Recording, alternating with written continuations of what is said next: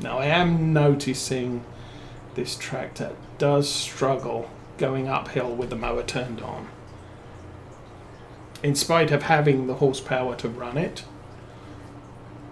I mean, yes, it's barely got the horsepower to run the bale shredder. So in other words, I can either run the bale shredder or I can move. I can't do both with it hitched to the back.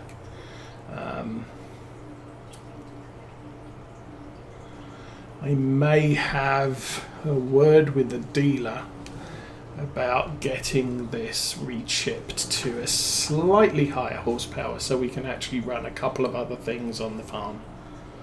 I mean, we're running downhill, we're running 14 miles an hour. Uphill, we're only running 7. Deutz obviously 247 horsepower. It has no problem with that. It does struggle with 18 bales on the bale trailer. I'll tell you that for now, or at least 18 silage bales.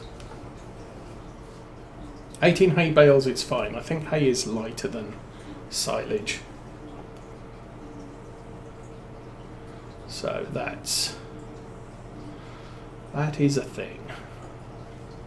We don't have GPS on either of our tractors. I was also considering getting a GPS unit for the Deutz.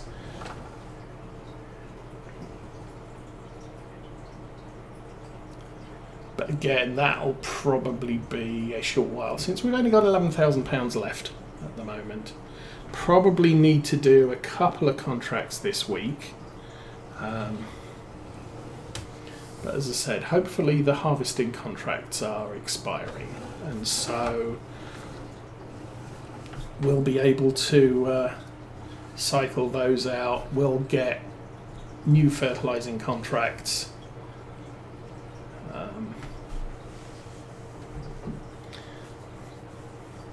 I can't use this as a fertilizing contract or a fertilizing tractor.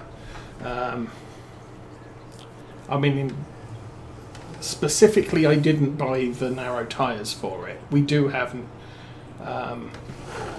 narrow wheels on the Deutz at the moment, and I haven't found a reason to put bigger tyres on it yet. But the other thing is we don't have the front 3-point linkage, so I can't put a front tank on this tractor. Plus, I didn't go for the crop sensors or anything like that. This tractor is really for just runabout, and since it's newer, actually it's a lot newer, it's only got 8.7 hours on it, so maintenance on this tractor is going to be fairly efficient money wise. So at this stage I'll probably use it while I can, but the Deutz is still going to be our main use tractor, at least for now. I may take I mean, I do want to update our mowing kit at some point. We're going to need to be producing a lot of hay and silage to keep the cows happy. But kind of for right now, we're okay.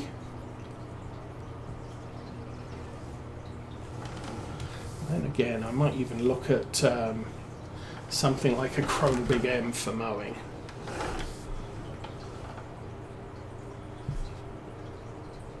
And the advantage, obviously, with using the bigger mowers is they self-row. So I don't need, the only time I need a windrower is producing hay. Because obviously you need to ted the grass and then row it or rake it.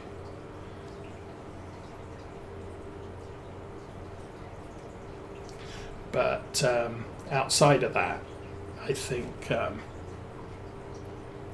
if we can get a self-rowing mower, then at least for the silage, which is what we're mostly going to be producing on this farm, at least initially. Because when our cows don't need anything, we can sell silage for a much better price. So I think that's going to be our primary usage. So if we can bale, if we can mow and row at the same time,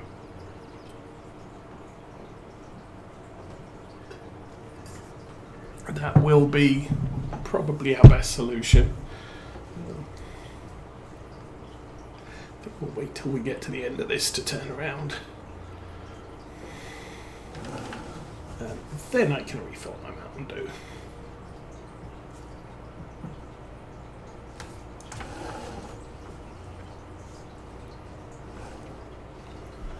And let's go.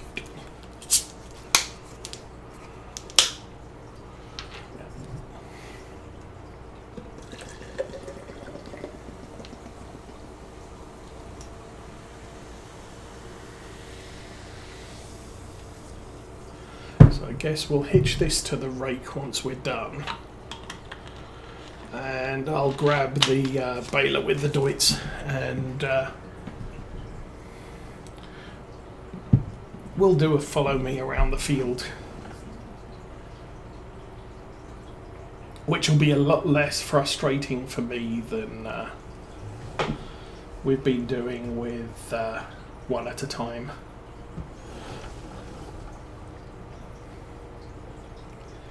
Especially, I think the biggest issue I have with the rake is that you still need to do the headlands, and then you can't adequately do the rows without running over the headlands. So it seems to be probably better to row the head. I've been doing a lot of row the headlands, bale the headlands, move some of the bales out of the way from the direction I'm going to row, and then row the rows, rake the rows, and then bale, and then collect more bales. And it's just sort of you have to move all of the equipment to the field, and I've only got the one, or I've only had the one tractor to do that, and so it's just a pain.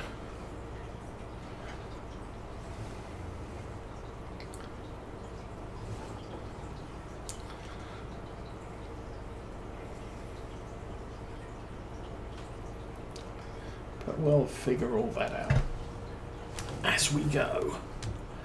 And at least for now, I'm probably going to keep this mower because it does double up as a mulcher. So it's supposedly improving the field yields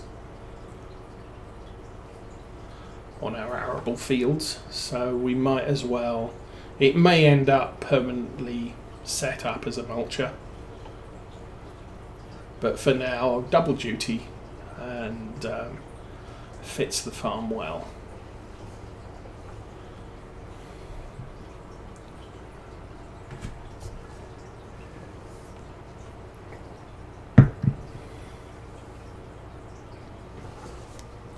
I think I added the zero turn mower to the download, so I could go and mow our yard with that.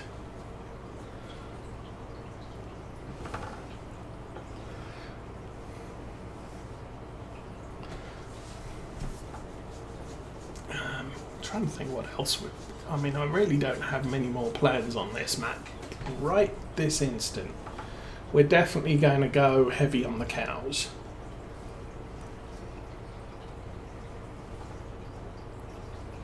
So I'm probably gonna what is it? Cows start reducing in value at age 36 is their most valuable value. But if you keep them till they're 37 months, you'll get 2 babies out of each cow, so you'll slowly increase the herd over time. We're buying cows in at 12 months old, which is the age that they start producing milk, but they don't start producing babies until they're 18 months old, and then it's 7 months, 9 months before the babies happen. So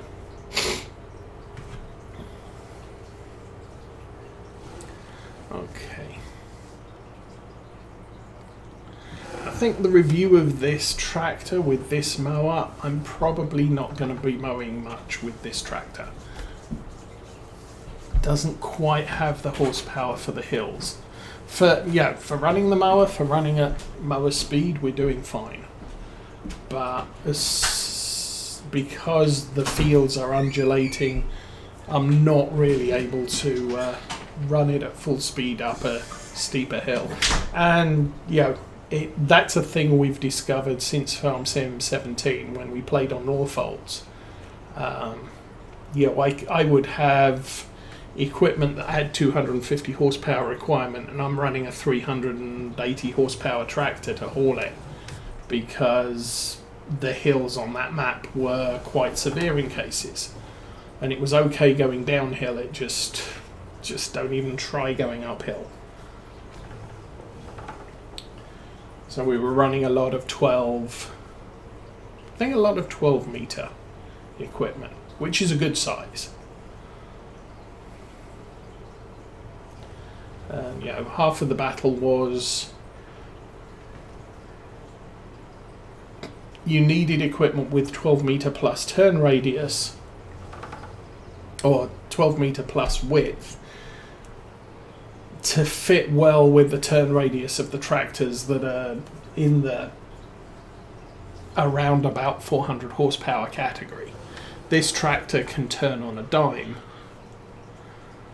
and so we're really limited by the drawbar capabilities on the mower. But this tractor can't pull big equipment.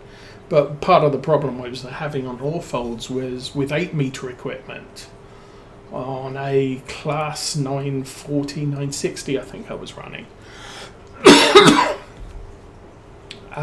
You could not turn around at the end of the field.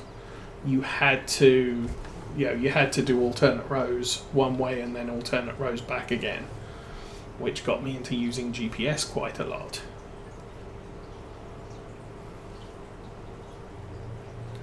And missed that bit. OCD driver says you missed a bit.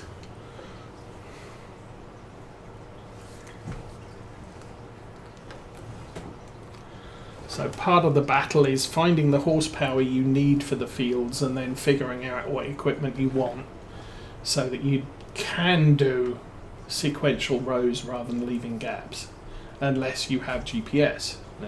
Definitely not putting GPS on this tractor. Only cost us 45,000. So I really don't want to be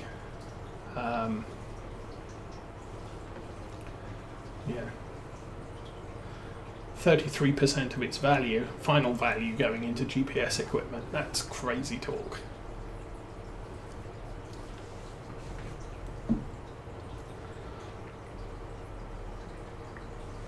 Anyway.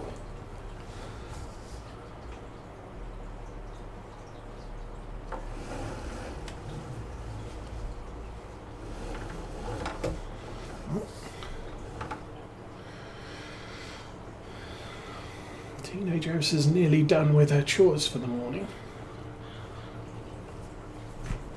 I cut the grass yesterday evening since it had been dry all day.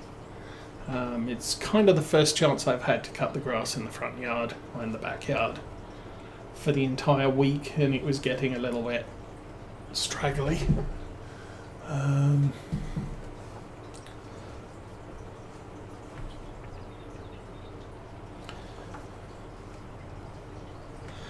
And she does seem to be of the don't do today what you can do tomorrow mindset. So she was, oh, why did you have to cut the grass today? Because I've got a lot to do tomorrow as well, so it had to get done today. And so, oh, can I do my bits tomorrow? Yep, first thing in the morning. Because we have the kids coming this afternoon, so she's going to be wanting to play with them and tends to forget about her chores. So, yeah, get the grass work done.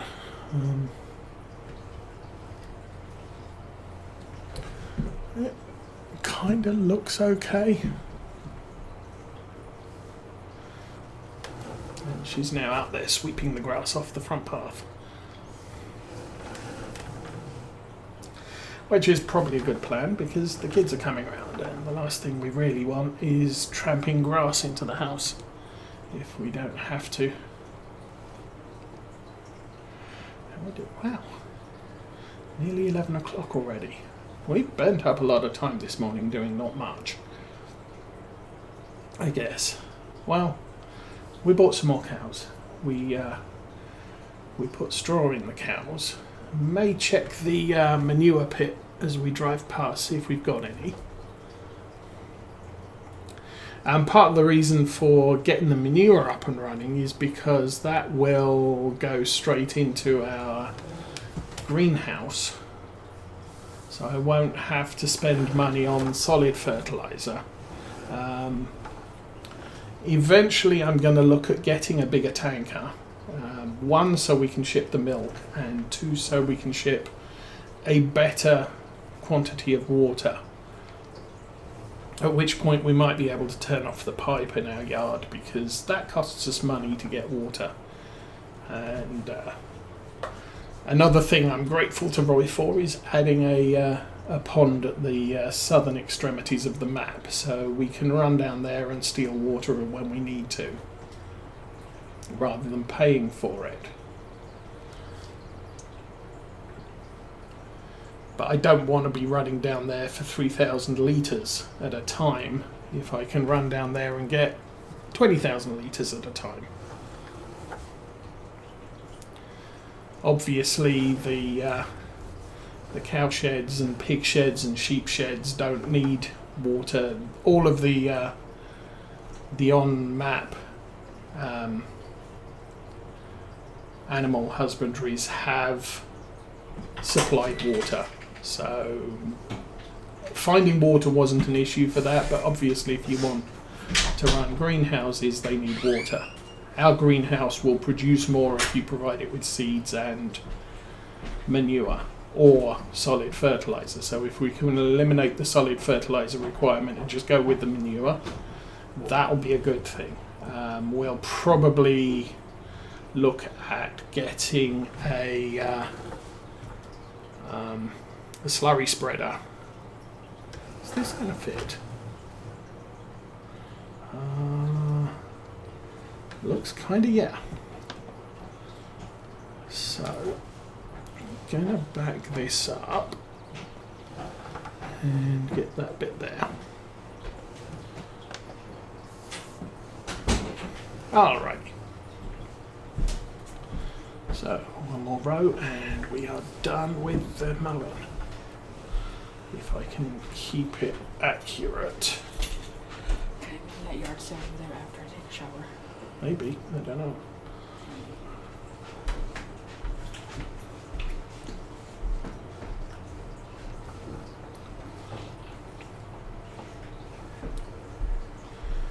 So, who needs GPS when they can drive like this? And yeah, struggling at 8 miles an hour up the hill. So while we can run the mower on this tractor, we will probably end up with something in the 200 horsepower range eventually that we will use for some of the stuff like this. Or, you know, like I said, we could possibly rechip the engine here and get ourselves 10, 20 more horsepower, which will make this run better.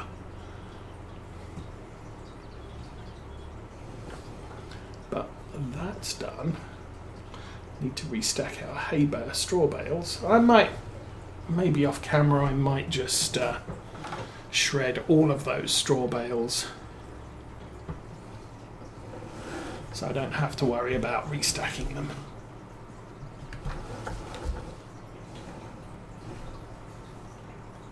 Oh, come on, turn more.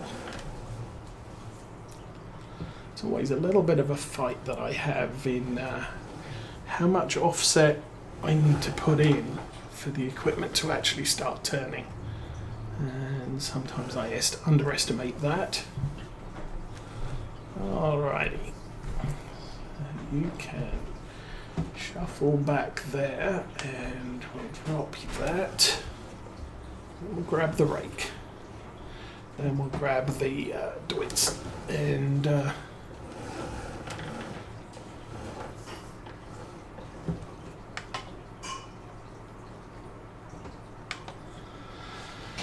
so yeah, I think I do plan on getting the Vermeer rake rather than this one. There's not a lot of difference. The price is a little bit higher, but it does seem to work a little bit better than this one. So, oh, we've got the pallet fork on this. We should probably kick that off the front.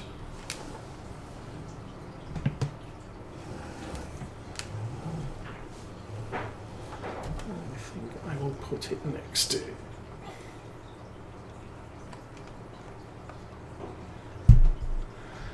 to the hose pipe. I think there is now a hose pipe that doesn't cost money.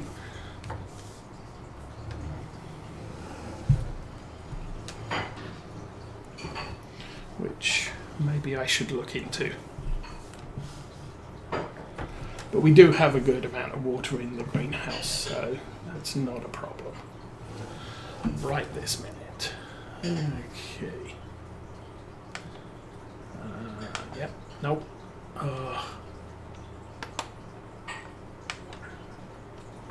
Make sure you have the tractor selected before you start pushing connect disconnect buttons. And that's the other thing. If I turn this on, you can see the belts running around, but they are continuous belts. Now, in reality, they usually have a seam where they're sewn, they're sewn together or clamped together, and that's something that is modelled on the Vermeer baler. And the self-propelled baler as well. Okay, let's put that on follow me. I'll go jump in this tractor and run up to the field.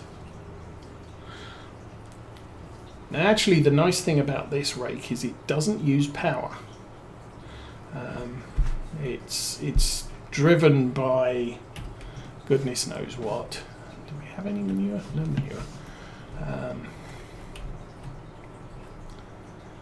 There's something else that makes those wheels rotate, and it's not. It may just be driving on the ground, but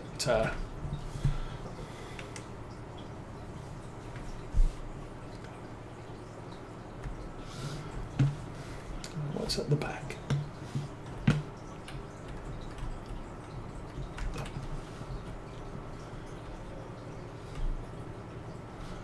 I guess that's just a spacer bar. I don't know. Okay, worker off. Don't need to unfold it, need to put the pickup down, need to turn it on, and follow the Massey.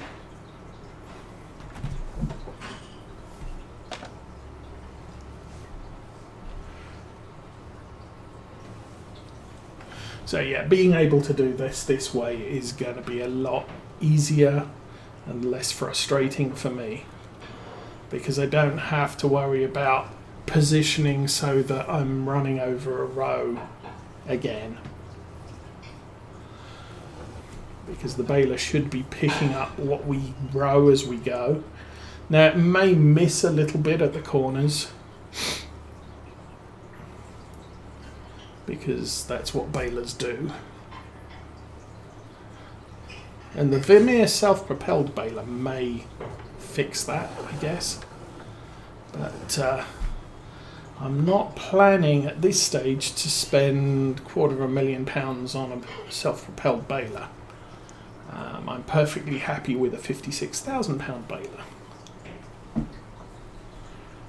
at least for now.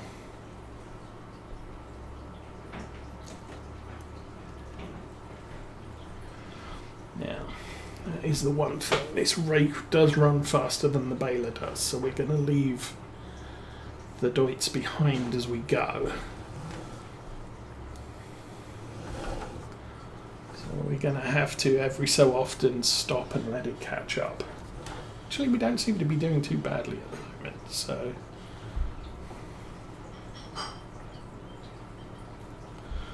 not too fussed right now.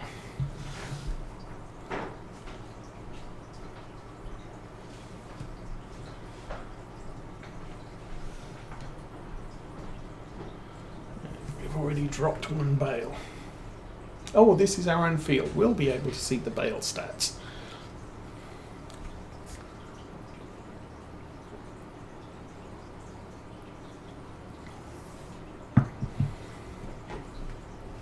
I think there was one update where we were seeing contract bales produced in the update in the stats, but right now I think we're just seeing our own. There's a lot of bales we produce though. And I think a fair number of those were contract bales early on. But I don't think contract bales are counted anymore. I may do a test this week and pay more attention.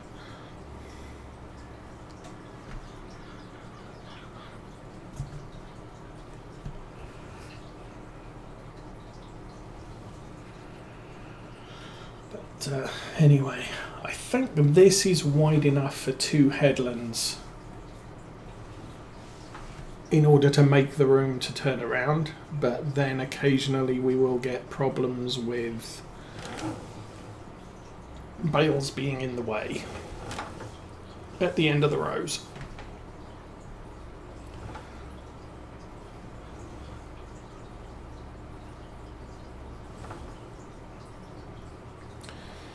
Deutz is keeping up fairly well. I've had more problems with borrowing baling equipment, baling contract equipment, and then running my tractor along with their tractor and rowing and baling at the same time. I'm always leaving behind the square balers.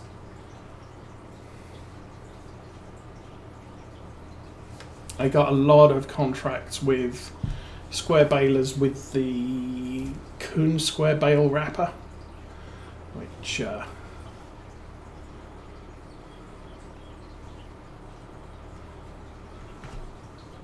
can be annoying. Okay.